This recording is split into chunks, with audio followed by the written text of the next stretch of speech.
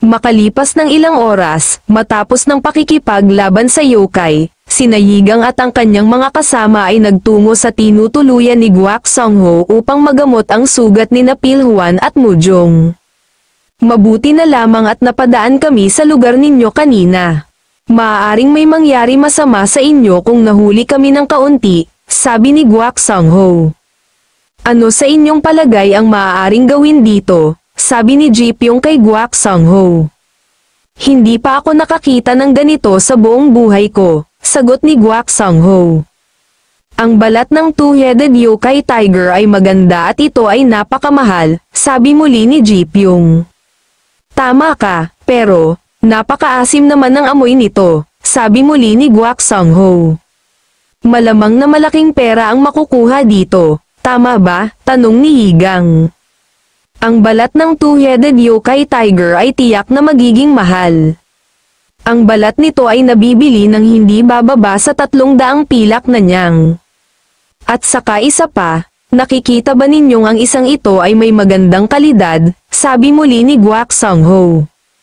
Siyempre naman, nakikita ko, balak kong kumuha nito pagkatapos nitong linisin. Mayroon bang lugar na pwede natin itong ibenta? Sabi muli ni Yigang. Narinig ko na ang gobernador ng bansang Shenyang ay naghahanap kung saan maaaring makabili ng balat ng tigre, at ito ay bibilhin niya sa mataas na halaga. Gayunpaman, siya ay talagang mabangis at laging gustong kumita. Kaya naman, ayos lamang ba sa iyo na ibenta ito sa mas mababang halaga? Sabi muli ni Guak Songho. Hahaha, sige, salamat sa mga ibinigay mong impormasyon.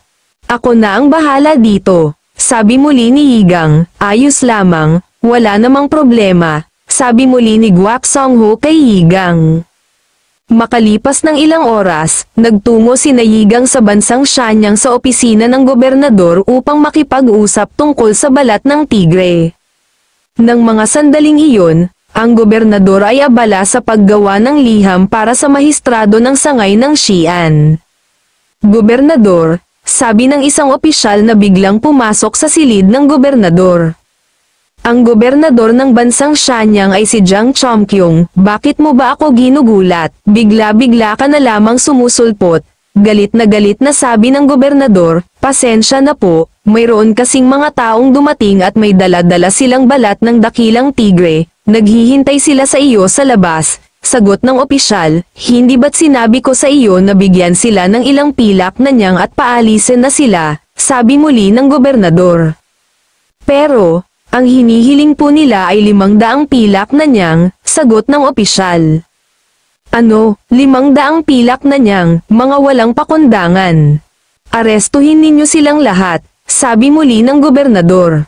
Sinubukan na po namin, pero, nabugbog lamang nila kami ng husto, sagot ng opisyal. Mga wala kayong kwenta, sabi ng gobernador. Galit na lumabas ang gobernador upang puntahan ang mga taong tinutukoy ng opisyal. Hindi nakakatuwa, ang lakas ng loob nilang bugbugin ang mga opisyal dahil lamang marunong sila ng martial arts. Galit na sabi muli ng gobernador. Kayong mga hamak na magbubukid, ang lalakas ng loob ninyo na magdulot ng kaguluhan dito. Lumuhad kayong lahat sa harapan ko ngayon din, putol na sabi ng gobernador. Hindi pa man tapos magsalita ang gobernador, sobra siyang nagulat matapos niyang makita ang mga taong tinutukoy ng opisyal. Nais mo bang lumuhad ako sa iyo? Sige gobernador, tapusin mo ang nais mong sabihin, sabi ni Yigang sa gobernador. Nakilala agad ng gobernador si Nong Ji Pyong. Naisip din nito na ang kasama siguro ni Ji Pyong ay isa sa miyembro ng angkan ng Baek, ang pinakamakapangyarihan sa Xi'an. Master Nong Ji Pyong, kamusta ka na? Tanong ng gobernador kay Ji Pyong. Medyo matagal na noong huli tayong nagkita gobernador. Ako ay nasa isang misyon sa angkan ng Baek, hindi ko maaaring sabihin sa iyo ang dahilan. Ngunit, ako ay naglalakbay kasama si Young Master Yigang, sagot ni Ji Pyong. Hahaha, ako nga pala si Yigang Baek, isang hamak na magbubukid, sabi naman ni Yigang. Pasensya na Young Master Yigang, nagkamali ako, sabi ng gobernador. Kalimutan mo na, narinig kong gusto mong magpadala ng balat ng tigre sa mahistrado ng sangay ng Xi'an, sabi muli ni Yigang sa gobernador. Tama ka, pero, saan mo naman narinig iyan? Tanong ng gobernador. Bakit mo naman gagawin iyon? Mabibili mo lamang ito sa akin, at ako na din ang baalang magbigay nito kay ama, sabi muli ni Yigang. Naisip naman ng gobernador na mas maiging pumunta siya upang bisitahin ang mahistrado ng sangay ng Xi'an at nang makita din ito ng personal ang pinuno ng angkan ng Bek at ang balat ng dakilang tigre ay maaaring maging isang regalo para sa kaarawan nito, ayon pa sa gobernador, ito ay maaaring maging isang paraan upang bumuo ng mahusay na relasyon sa pinuno ng angkan ng Bek. Isang napakagandang ideya, napakatalino mong mag-isip yang Master Yigang Bek, sabi ng gobernador. Bilang kapalit, huwag mo nang isipin pa na makipagtawaran ng presyo sa akin, sabi muli ni Yigang. Siyempre naman yang Master, 500 pilak na niyang, tama ba? Sabi muli ng gobernador. Hindi, 600 pilak na niyang, sagot ni Yigang. Bago pa man nakapagsalita, nagulat ang gobernador sa presyong sinabi ni Yigang. Sige young master, sabi muli ng gobernador, makalipas ang ilang araw sa tahanan ng angkan ng Bek. Narinig ko na naghahanap si Myung Rock ng balat ng tigre para iregalo sa royal family. Siguradong magagalit siya kapag nakita niya ito, sabi ni Jin Tae. Jin Tae, ayusin mo ang iyong ugali at ang iyong mga salita sa harap ng mga bisita, sabi ni Ryusan kay Jin Tae. Pero, sigurado ako nakahanga-hanga ang balat ng tigre na ito, pagpapatuloy na sabi ni Ryusan. Kinuha ko ito dahil naisip ko na katulad ng inyong angkan, ang tigre din ay napakahusay, sabi ng gobernador na si Jang Chomkyung. Hindi ba't isang taon na ang lumipas simula nang ikaw ay malagay sa iyong posisyon ngayon? Susubukan kong magsagawa ng isang pagpupulong kasama ang mga pinuno ng sangay, sabi ni Ryusan sa gobernador. Gagawin ko ang bawat hihilingin mo sa akin, sagot ng gobernador. Gayunpaman, tama bang si Yigang ang nakapatay sa two-headed yokai tiger? Tanong ni Ryusan. Nabasa mo na iyan sa aking liham hindi ba? Bakit mo na naman itinatanong? Tanong naman ni Jin Tae kay Ryusan. Pwede bang lumabas ka na? Seryosong sabi ni Ryusan kay Jin Tae. Bakit naman? Tanong ni Jin Tae. Sinabi nang lumabas ka, galit na sigaw ni Ryusan. Sige na nga, sabi ni Jin Tae at ito ay tuluyan ng lumabas ng silid. Kung ganon, si Yigang pala ang nakapatay sa dakilang tigre, sabi ni Ryusan. Tama ka pinuno, batay sa aking narinig. Tumalon siya mula sa kanyang kabayo at pagkatapos ay sinaksak niya ang tigre sa likod nito, sagot ng gobernador. Sinasabi mo bang ginamit niya ang ikatlong uri ng Heaven and Earth Blade na Dragon and Tiger Subjugation? Hindi ito ang uri ng martial arts na magagawa ni Yigang. Sigurado ka ba sa mga sinasabi mo? Seryosong tanong ni Ryusan sa gobernador. Iyan ang aking narinig. Sagot ng gobernador, naisip naman ng gobernador na totoo nga ba kayang kinasusuklaman ng pinuno ang kanyang panganay na anak. Hahaha, malaki na ang kanyang ipinagbago, nagawa niyang itago ang kanyang mga magagandang nagawa dahil sa kanyang pagpapakumbaba, sabi muli ni Ryusan. Sigurado akong siya ay iyong lubos na ipinagmamalaki, sabi muli ng gobernador. Napangisi naman si Ryusan dahil sa sinabi sa kanya ng gobernador. Ang pangangaso ng tigre at ang maisip na iregalo ito sa akin. Lumaki na talaga si Yigang, sabi ni Ryusan, pero, hindi siya ang nagregalo nito sa iyo. Binili ko ito sa kanya, ibig sabihin, ako ang nagregalo nito sa iyo, sabi naman ng gobernador. Tama, nalalapit na nga ang aking kaarawan, sabi muli ni Ryusan. Ito ay regalo ko para sa iyong kaarawan, sabi muli ng gobernador. Kakailanganin niya ng mas maraming gwardya para ligtas na makarating sa Changrim, sabi muli ni Ryusan.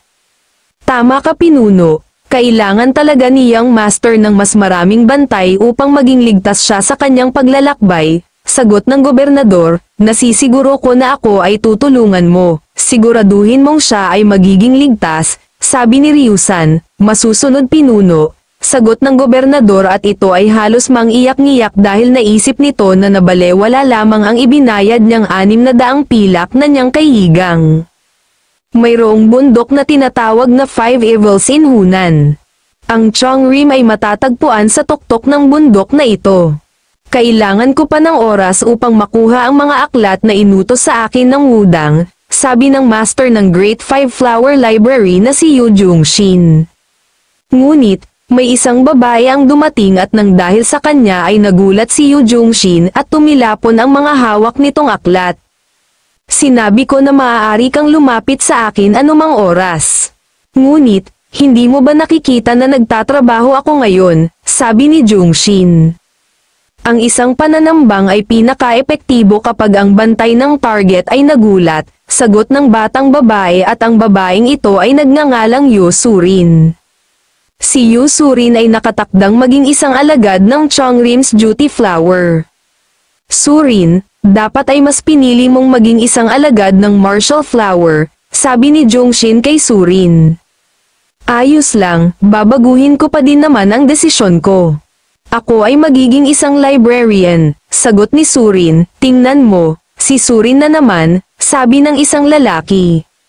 Sa tingin ba niya, kahit sino ay pwedeng maging librarian ng Great Five Flower Library? Ano ang kinalaman ng pananambang sa pagiging isang librarian, sabi naman ng isang lalaki. Huwag kang masyadong maingay, baka marinig niya tayo. Siguradong iiyak na naman iyan, sabi muli ng isang lalaki. Hindi ako umiiyak, naiinis lamang ako, sigaw ni Surin sa dalawang lalaki. Hahaha, parehas lang yun, sabi ng isang lalaki, isa kang estupida. Sabi naman ng isang lalaki at ang dalawang lalaki ay biglang tumakbo palayo. Surin, huwag kang umiyak, sabi ni Jungshin kay Surin. Hindi naman ako umiiyak, sagot ni Surin. Sige, pero, teka lang, narinig mo na ba? Bumalik na si Leon, sabi muli ni Jungshin. Talaga ba? Sabi naman ni Surin. Oo, malapit na siyang dumating dito. Balita ko, dumating siya sa 3 District kahapon. Sabi muli ni Jungshin. Sige, aalis na ako ama. Ibig kong sabihin, library master pala. Sabi muli ni Surin. Sandali lamang Surin, panasan mo muna ang iyong ilong bago ka umalis. Sabi muli ni Jungshin at si Surin ay tuluyan ng umalis. Sa isang nayon na matatagpuan sa Chongrim na tinatawag na 3 District. Young Master, sigurado ka bang ayos lang nang hindi mo ako kasama? Tanong ni Jipyong kay Yigang. Ayos lamang ako Master nung Jipyong, kailangan mo munang magpahinga, sagot ni Yigang. Kung ganoon, maghihintay na lamang kami sa inyo dito, sabi muli ni Jipyong. Kahit hindi man kasama ni Yigang si Jipyong, ang ama naman ni Yigang ay nagpadala ng ilang mga tao upang mapanatili ang kaligtasan ni Yigang hanggang sa makarating ito sa Chongrim. Sigurado ka bang okay lang na pumunta ako sa White Cloud Peak? Wala pa akong naririnig na tagalabas na nakapunta doon, tanong ni Yigang kay Jin Lian. Ang pinuno ang nag-imbita sa iyo kaya naman, maaari kang magpunta roon. Gayunpaman, gusto mo bang magsanay ng iyong Qinggong sa daan habang tayo ay patungo sa White Cloud Peak? Sagot ni Jin Lian. Pero, hindi naman tayo nagmamadali. Sagot ni Yigang. Sa Chongrim, mayroong isang kultura para sa mga nakababata na tambangan ang mga mas matanda bilang isang paraan ng pagsasanay. Ang aking nakababatang kapatid ay may kakaibang paraan sa pananambang ng mga tao. Kaya naman, puntahan muna natin siya ngayon bago tayo dumiretso sa White Cloud Peak, sabi ni Jin Lian. Sige, isang kakaibang tradisyon iyang sinabi mo. Sagot ni Yigang. Makalipas ng isang oras, sina Yigang at Jin Lian ay nasa kalagitnaan na ng papuntang White Cloud Peak. Ayon kay Yigang, siya ay medyo nahihirapan sa pagpapanatili ng Qinggong kaysa karaniwan dahil na din siguro sa pagod niya sa kanilang paglalakbay. Habang tumatakbo ng mabilis, biglang napahinto si Yigang dahil may bigla siyang naramdamang sakit sa kanyang paa.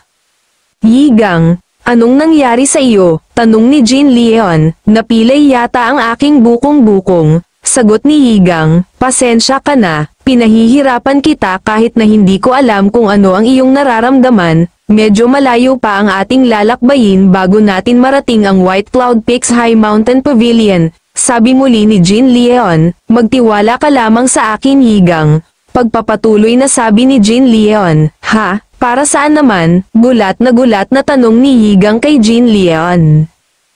Nang mga sandaling iyon, si Surin ay naroon din sa lugar kung saan napahinto sina Yigang at Jin Leon. At nang dahil sa hindi siya nakita ni Jin Leon, naisip ni Surin na takutin si Jin Leon sa pagkakataong iyon. Isang malakas na hangin, lumabas ka, sabi ni Surin at pagkatapos ay biglang may lumabas na napakalakas na hangin. Habang si Jin Leon ay nakapikit ng dahil sa napakalakas na hangin, bigla namang lumabas si Surin. Saan naman kaya nanggagaling ang napakalakas na hangin na ito? Sabi ni Jin Leon. Nagulat naman si Surin nang makitang may lalaking nakasakay sa likuran ni Jin Leon. Sino ka? Bakit ka nakasakay sa kanyang likuran? Gulat na sabi ni Surin kay Yigang. Mali ka nang iniisip, sagot ni Yigang. Surin, masyadong delikado ang pananambang sa isang tao sa ganitong lugar, sabi ni Jin Leon kay Surin. Hindi naman agad nakapagsalita si Surin. Naiisip naman ni Surin na halos 5 taon nang hindi sila nagkikita ni Jin Leon, pero hindi pa din niya nagawang takutin ito. Agad na niyakap ni Surin si Jin Leon. Bakit hindi mo man lang ako madalas padalhan ng mga liham? Hindi mo ba ako namimiss? Tanong ni Surin kay Jin Leon.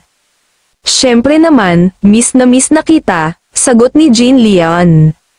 Sandali, maaari bang ibaba mo muna ako? Tanong ni Yigang kay Jin Leon habang ang matandang lalaki naman ay tawa lamang ng tawa.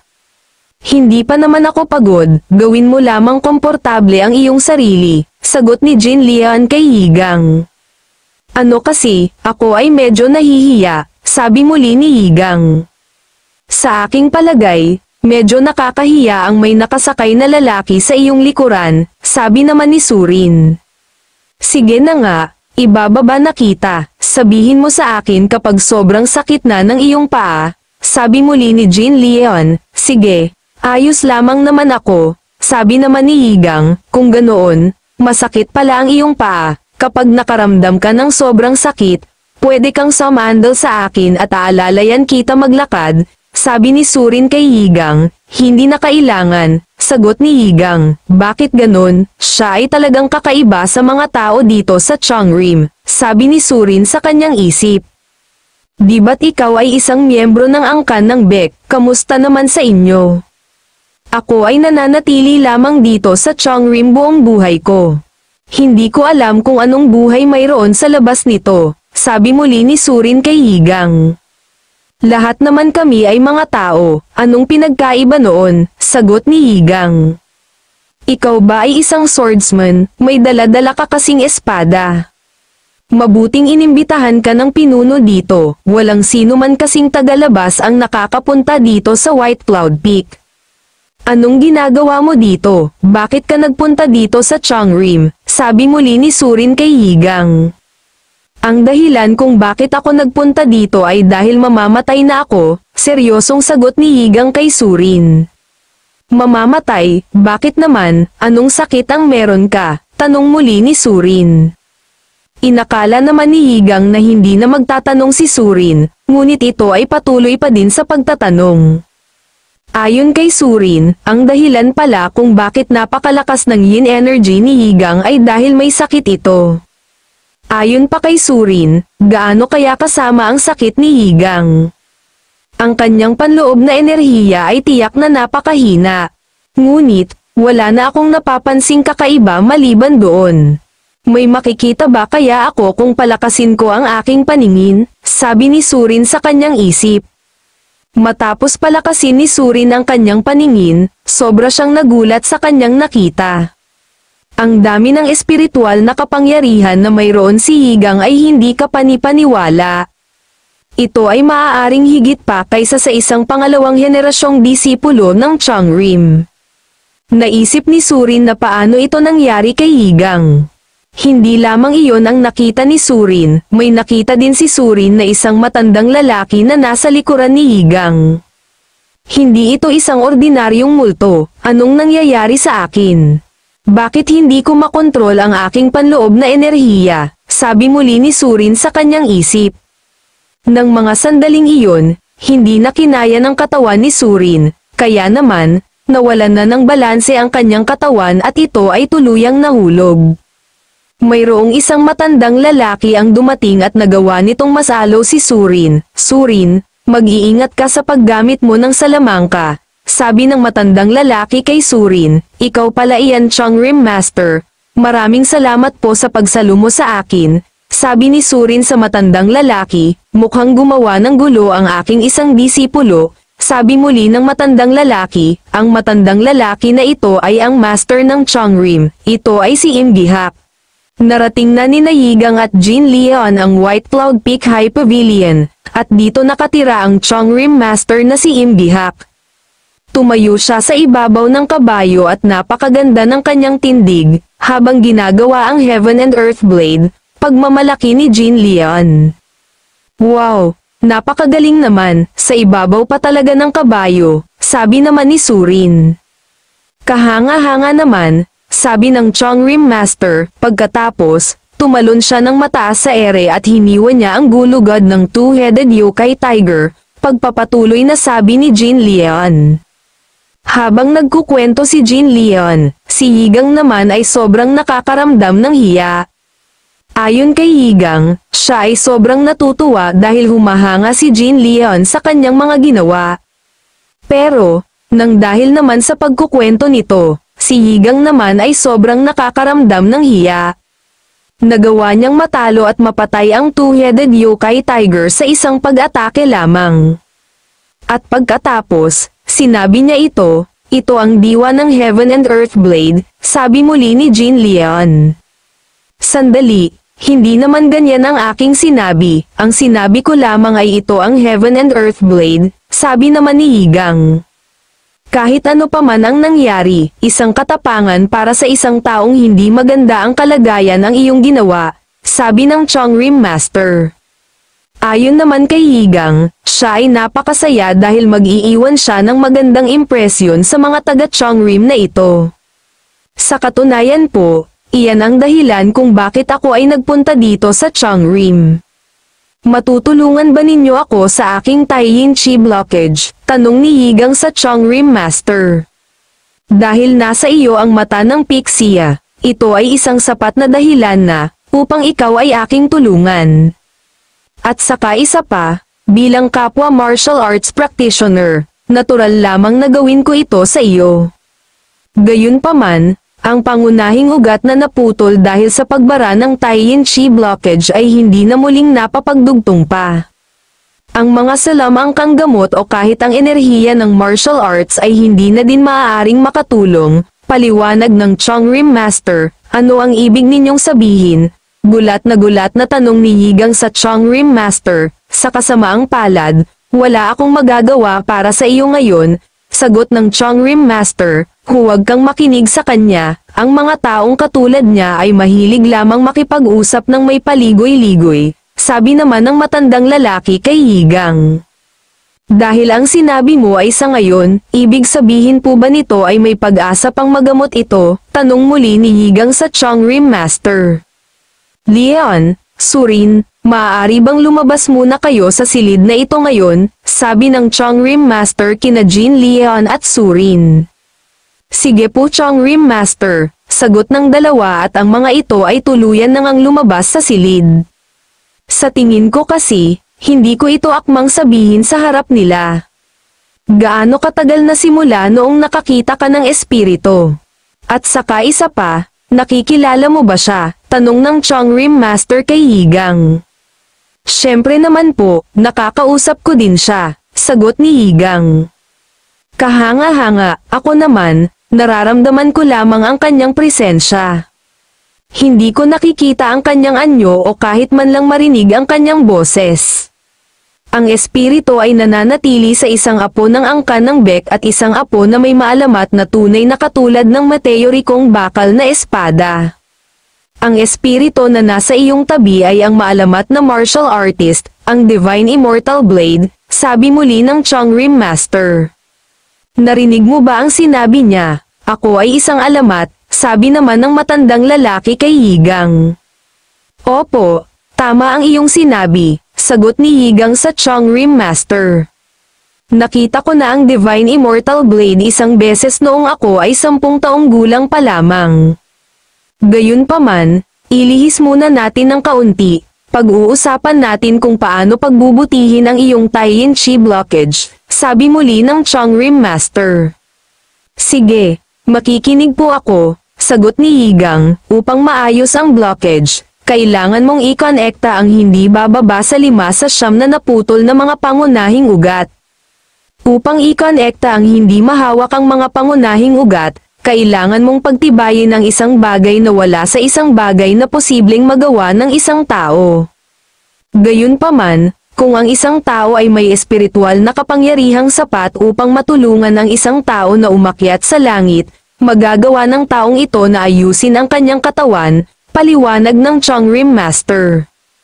Espiritual na kapangyarihang sapat, ano po ang ibig mong sabihin? Tanong ni Yigang sa Changrim Master. Kung ang Divine Immortal Blade ay aakyat sa langit, magagamit mo ang kanyang espiritual na kapangyarihan. Pero bago iyon, sa aking palagay, kailangan ko munang sabihin sa iyo ang kanya istorya dahil ako ay medyo nagdadalawang isip. Ito ay isang bagay na nalaman ko noong una kong nakilala ang Divine Immortal Blade, pagpapatuloy na sabi ng Changrim Master.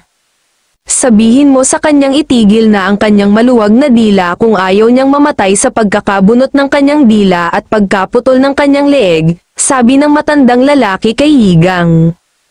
Changrim Master, sinabi ng Divine Immortal Blade na mag-ingat ka daw sa iyong mga sinasabi, sabi ni Yigang sa Changrim Master. Hahaha, para maging simple, ito ay kung bakit hindi pa din siya pumapaitaas at siya ay nananatili pa din sa mundong ito, sabi ng Changrim Master. Wala talagang katulad ang loko-lokong ito, sabi muli ng matandang lalaki. Wala akong karapatang sabihin sa iyo ang buong istorya. Kaya naman, alamin mo ito sa kanya, malamang. Ang Divine Immortal Blade ay maraming gustong sabihin sa akin, kaya naman, ikaw ay aking tutulungan. Heto, kuhanin mo ito, sabi ng Changrim Master at may ibinigay itong isang animoy tambol kay Yigang.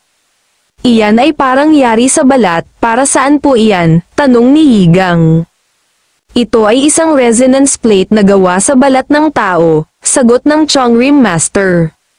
Nagulat naman si Yigang sa sinabi ng Changrim Master.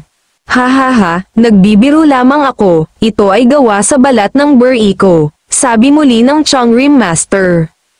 Hay, isang nakakatawang biro, sabi muli ni Yigang. Ipatong mo sa ibabaw nito ang iyong kamay, at subukan mong mag-focus.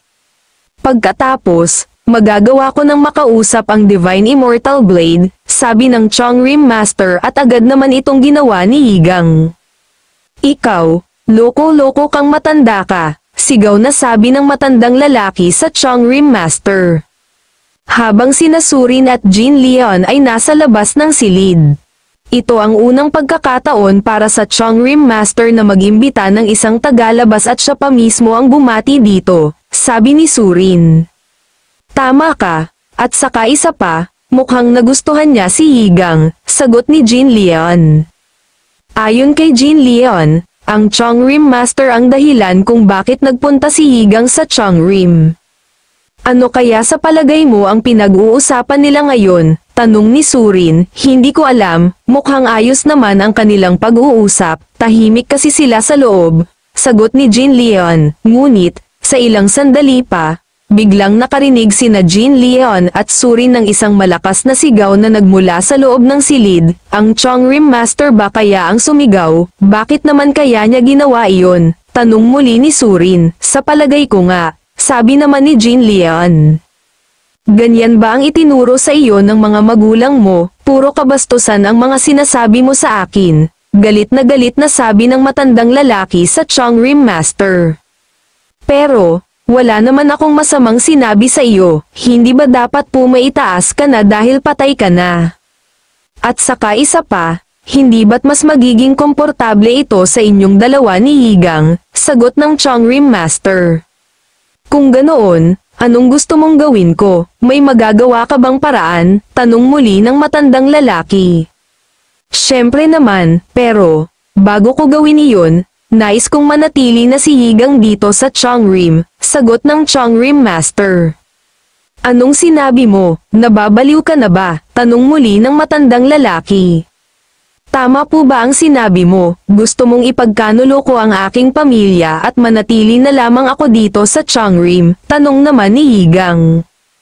Ipagkanulo, ang iyong pamilya ay ang iyong tahanan lamang, sagot ng Chong Rim Master.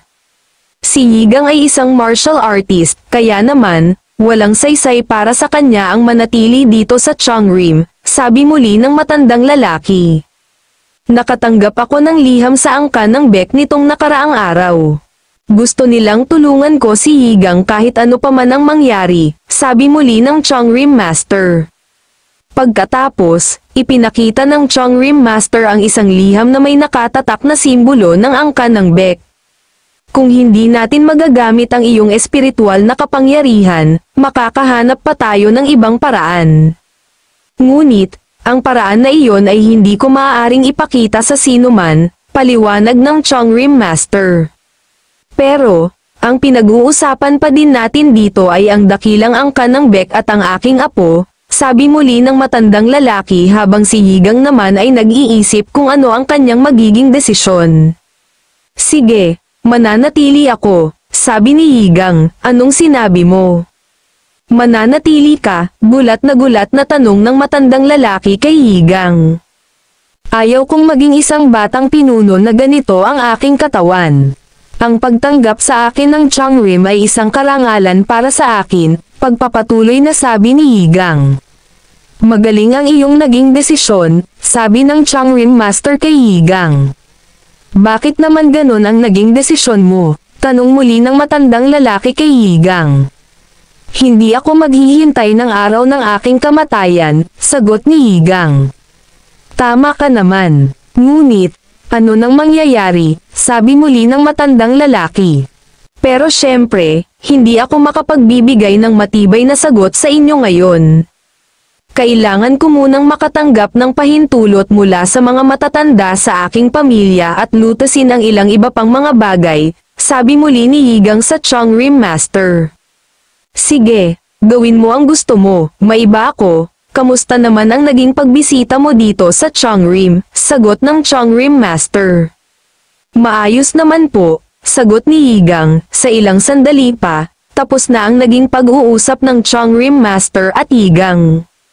Kaya naman, si Yigang ay lumabas na ng silid, ikaw ay isang pambihirang tao na may pambihirang talento na mahirap makuha sa mga araw na ito, papuri ng Chong Rim Master kay Yigang. Salamat po, napakarami ng papuri ang natanggap ko sa inyo, sabi naman ni Yigang. Surin, gabayan mo si Yigang habang naglilibot dito sa Chong Rim, sabi ng Chong Rim Master kay Surin. Sige po Chong Rim Master, sagot ni Surin. Chong Rim Master, pupuntahan ulit kita bago ako umuwi, sabi muli ni Yigang sa Chong Rim Master. Sige, ipaghahanda kita ng ibang uri ng tsaa, sagot ng Chong Rim Master. Napaisip naman sina Jean Leon at Surin, kung ano kaya ang napag-usapan ni Yigang at ng Chong Rim Master. Ngayon, ipapakilala ko sa iyo ang Chong Rim, sabi ni Surin kay Yigang. Sige, maraming salamat, sagot ni Yigang, ang kulay asul na gusali na iyon ay ang Blue Flower Palace na kung saan, isinasagawa ang Chong Rim's martial arts. Si Saint Jijem, ang Blue Palace Master at siya ay isang hindi kapani-paniwalang master na sapat na matawag na susunod na Chong Rim Master. Ang palasyong iyon naman na may kulay pulang bandila ay ang Snowflake Hermit Palace. Sa ibaba naman nito, naroon ang Duty Flower Pavilion at ang Deity Platform, mayroong humigit kumulang 100 na ikatlong henerasyon na mga alagad dito, at isa na ako sa mga ito. Sa susunod na taon, kami ay magiging opisyal ng alagad ng Changrim, pero, sa ngayon, kami ay nasa probisyon pa lamang. Naisip naman ni Yigang na kung mahuhuli pala siya, kakailanganin niyang magsilbi sa mga bata bilang kanyang mga nakatatandang kapatid na lalaki at babae. Magtungo naman tayo ngayon sa Great Five Flower Library. Ito ang pinaka-importanteng lugar dito sa Changrim. Ang library master ay ang aking ama, pero hindi niya ako madalas na pinapupunta doon, paliwanag ni Surin. Ibig sabihin, kung ganyang hindi kanya pinapupunta doon, parang wala ka pa masyadong napuntahan. Ang dahilan ba kung bakit pinipigilan nila ang mga tao na pumasok sa silid-aklatan ay dahil sa mga lihim na aklat, tanong ni Yigang. Tama ka, ngunit, higit pa dito, ito ay dahil sa mga kayamanan. May mga mapanganib na kayamanan sa loob ng Great Library, kaya naman, kailangan nila itong lubusang mapanatili, sagot ni Surin. Naisip naman ni Yigang na isa siguro sa mga kayamanang ito ay ang kwintas na mata ng Pixia. Nais kong maging isang librarian sa Great Library tulad ng aking ama, sabi muli ni Surin. Ngunit, hindi ka nagtagumpay, tama ba? Tanong ni Yigang. Tama ka, palagi akong bumabagsak sa mga pagsusulit. Kung ikaw naman ang papipiliin, alin sa Martial Flower at Duty Flower ang pipiliin mo kung sakaling mabibigyan ka ng pagkakataon na maging alagad, sabi muli ni Surin. Hindi ako sigurado, sagot ni Yigang, ang mga alagad ng Duty Flower ay karaniwang nag-aaral ng mga salamangka, habang ang mga alagad naman ng Martial Flower ay karaniwang nag-aaral ng martial arts, sabi ni Surin. Siguro, ang aking pipiliin ay ang maging alagad ng Martial Flower, dahil ako ay nanggaling sa isang angkan ng martial artist, sabi muli ni Yigang. Isang magaling na pagpili, ang alagad ng Duty Flower ay kailangang may talino, kaya naman, 7 lamang sila sa mga disipulo ng ikatlong henerasyon. Pero, mayroon talaga itong higit pa sa 2 uri. May iba pang uri ng alagad bukod sa Duty Flower at Martial Flower. Ang Purple Flower ay mayroong mga kwalifikasyon ng parehong Martial Flower at Duty Flower, at ito ay ang alagad ng Honor Flower. Tanging ang pinakapambihirang mga alagad ng Changrim ang maaaring maging alagad nito, paliwanag ni Surin, alagad ng Honor Flower. Wala pa akong narinig na ganyang mga alagad na umiiral sa Changrim, hindi pa iyan nababanggit sa akin ni Lady Jean, sabi muli ni Yigang. Yun ay dahil sinubukan ni Senior Sister Leon na maging alagad ng Honor Flower. Ngunit, siya ay nabigo, pagkatapos, naging mahirap para sa kanyang sarili na tanggapin ito, sagot ni Surin. Kung ganoon, medyo mahina pala si Lady Jean pagdating sa sorcery knowledge, sabi ni Yigang.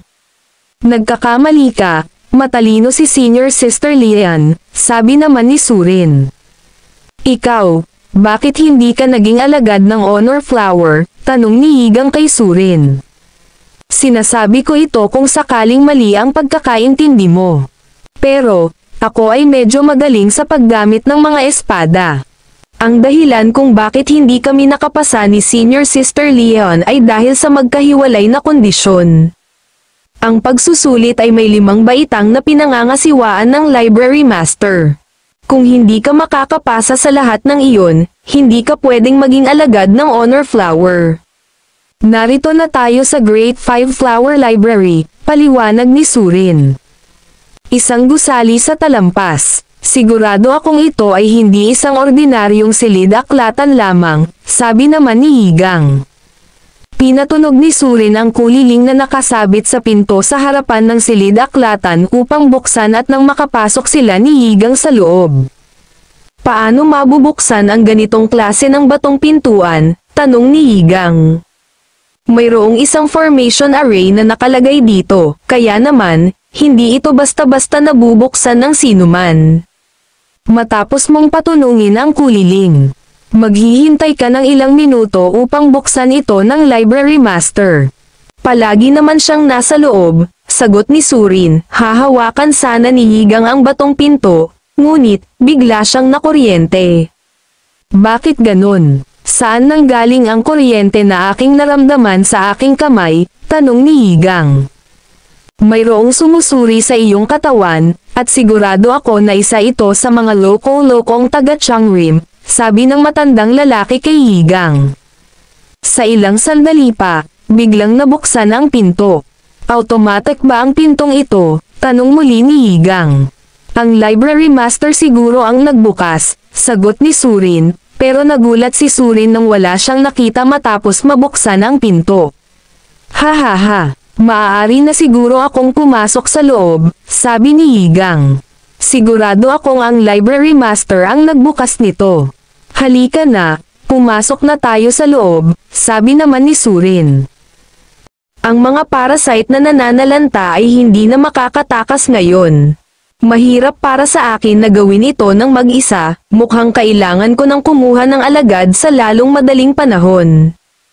Ito na kaya ang oras ng pagdating ng mga bata, sinabi sa akin ng Changrim Master na suriin ko ang nakababatang anak ng angkan ng Beck.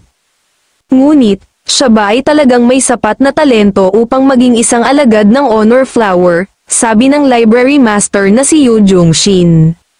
Bigla namang may narinig na tunog ang library master.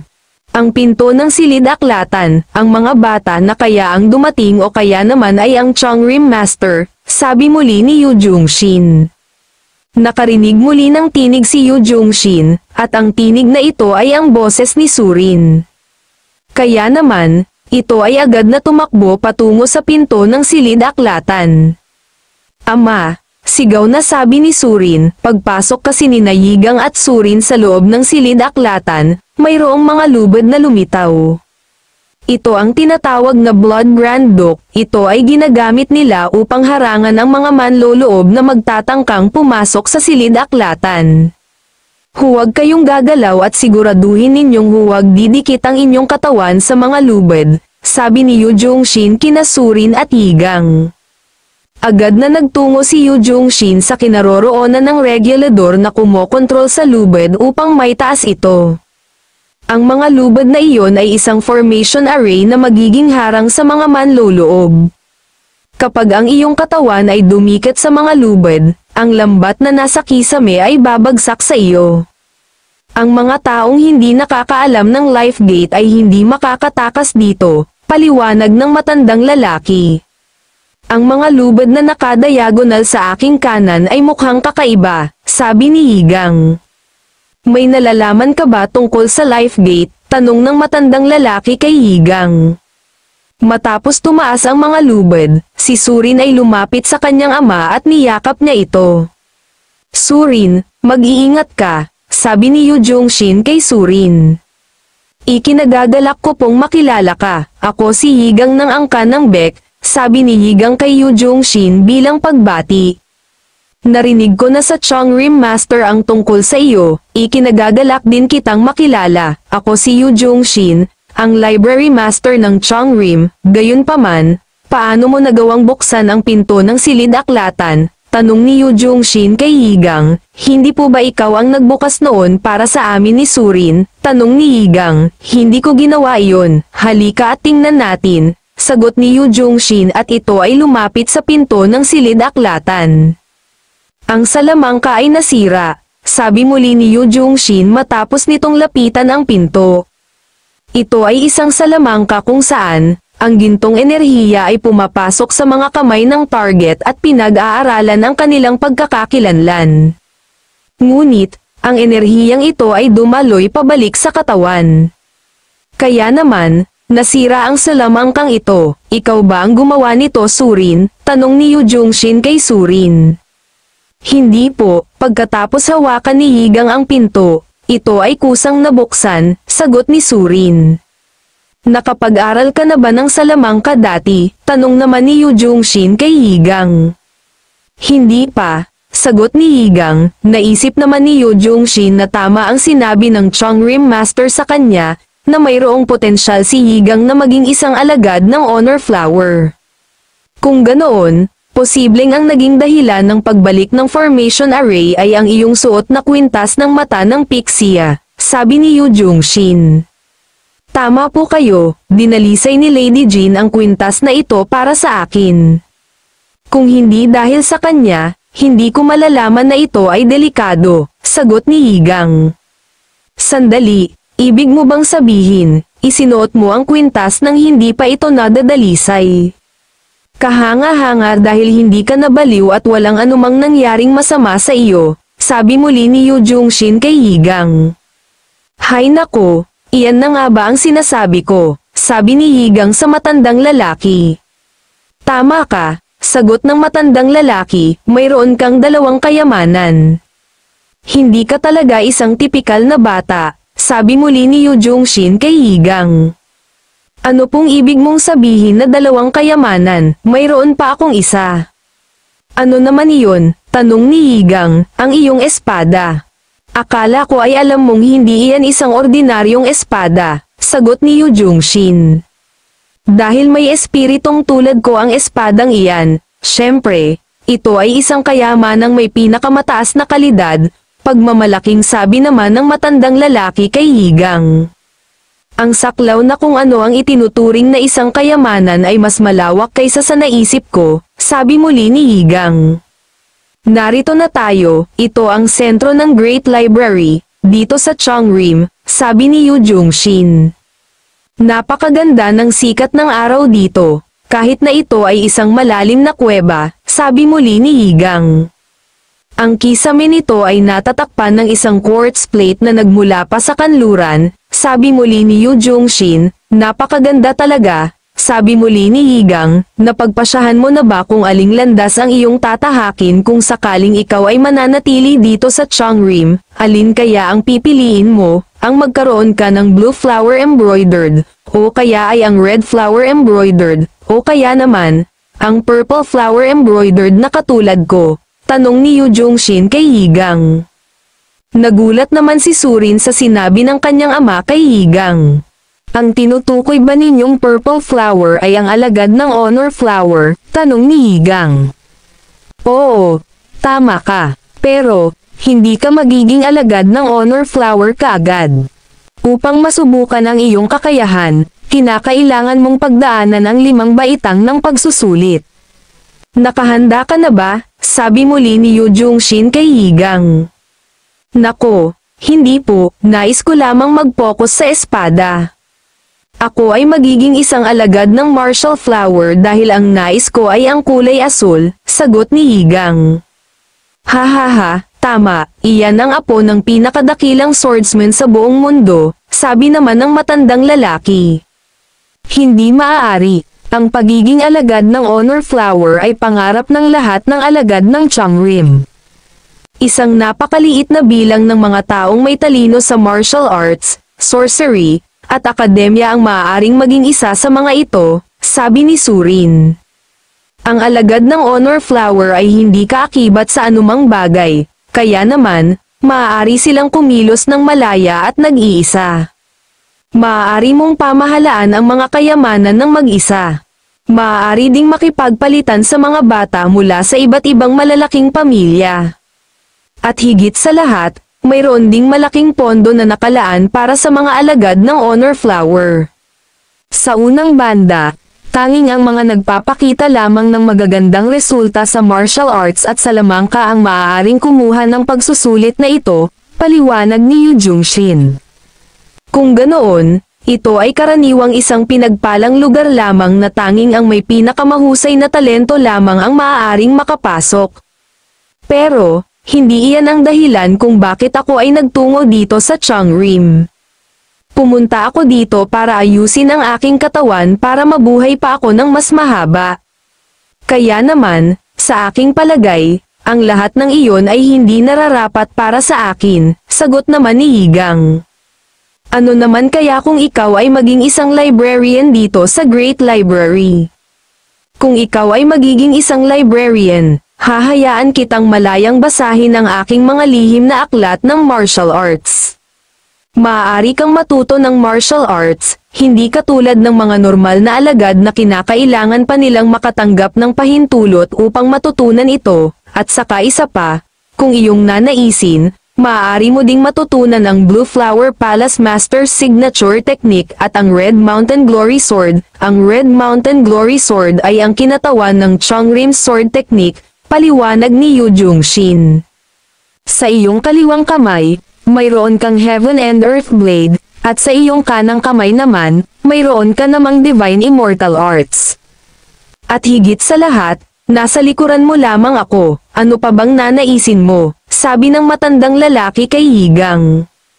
Tama, sagot ni Yigang, mag-isa po ba ninyong pinamamahalaan ang malaking library na ito? Tanong naman ni Yigang kay Yu Jungshin. Mayroong isang alagad ng Honor Flower sa ikalawang henerasyon, ngunit, mayroon itong mga bagay-bagay na inaayos kaya wala siya dito ngayon, sagot ni Yu Jungshin. Kung ganoon, ako ay magiging sobrang abala kapag ako ay naging isang alagad ng Honor Flower, sabi muli ni Yigang. Tama ka, pero, kapag ikaw ay naging isang alagad ng Honor Flower, bibigyan kita ng 2 araw na pahinga bawat linggo.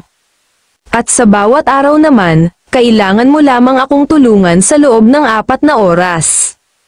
Tutulungan din kita sa martial arts at sa iyong sorcery training. Ikukuha din kita ng mga magagandang gamot, pati na din mga salamangkang gamot, sabi muli ni Yu Jungshin kay Yigang. Naisip naman ni Yigang na malaki ang maitutulong sa kanya ng mga ibinigay sa kanyang kondisyon ni Yu Jungshin.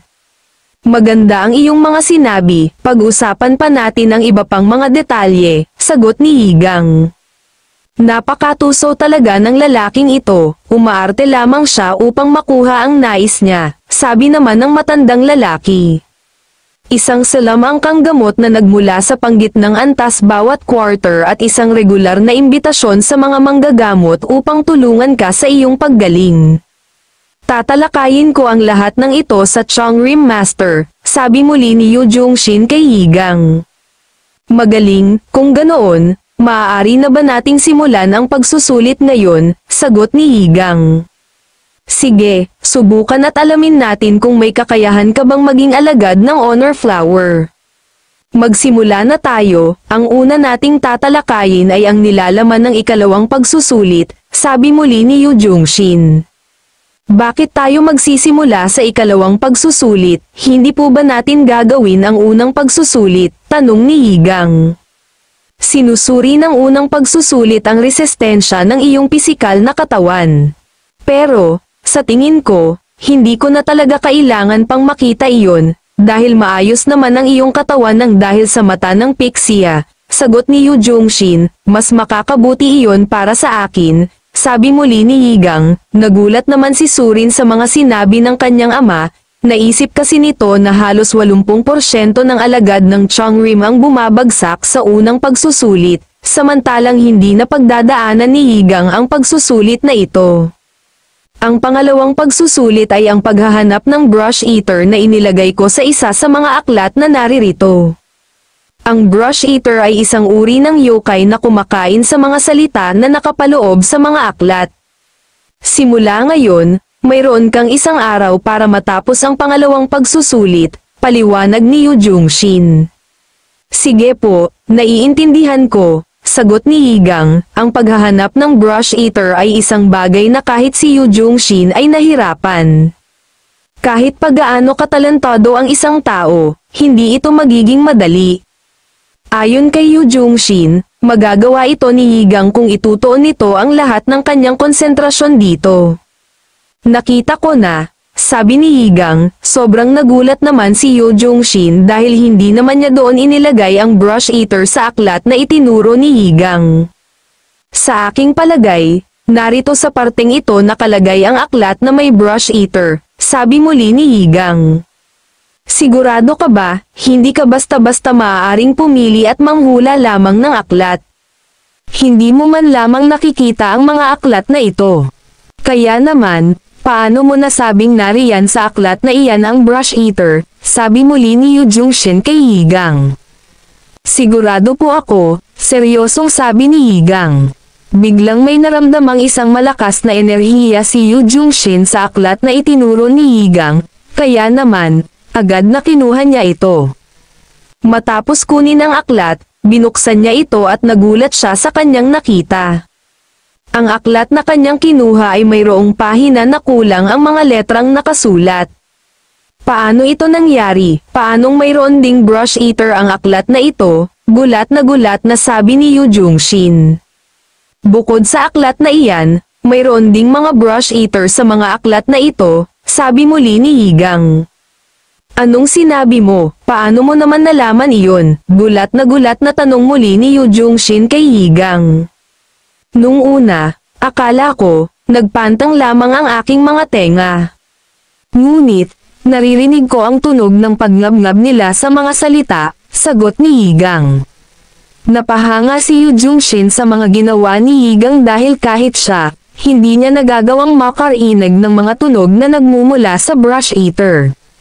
Ayon pa kay Yu Jungshin, si Yigang ay isang bata na mayroong talento na minsan lamang sa buhay ng isang tao na hindi na muling mangyayari sa Zhongyuan. Ayon pa kay Yu Jungshin, kailangan niyang makuha si Yigang kahit ano pa man ang mangyari.